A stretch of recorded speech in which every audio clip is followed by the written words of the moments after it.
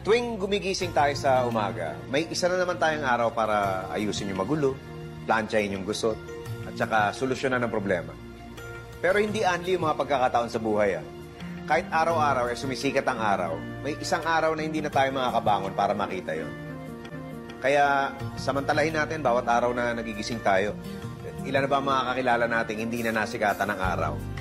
Dapat gumawa tayo ng paraan at ng dahilan para hindi masayang yung mga pagkakataong dumadaan sa buhay habang tayo ay nabubuhay. Lahat ng tao dapat may ambisyon. Kung ang buhay natin ay parang kotse, yung ambisyon, yun ang gasolina.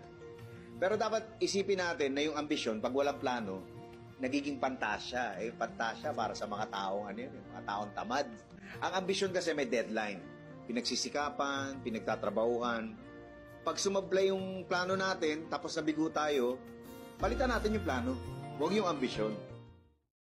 Kung gusto mo raw bumilis ang biyahe papunta sa isang malayong lugar, magsama ka ng kaibigan.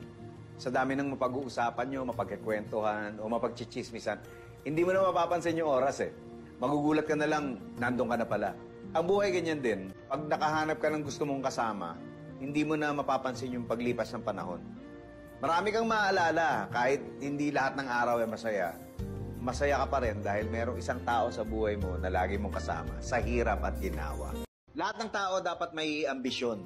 Kung ang buhay natin ay parang kotse, yung ambisyon, yun ang gasolina. Pero dapat isipin natin na yung ambisyon, pag walang plano, nagiging pantasya. Pantasya para sa mga taong, mga taong tamad. Ang ambisyon kasi may deadline. Pinagsisikapan, pinagtatrabahuan. Pag sumablay yung plano natin, tapos nabigo tayo, palitan natin yung plano. Huwag yung ambisyon.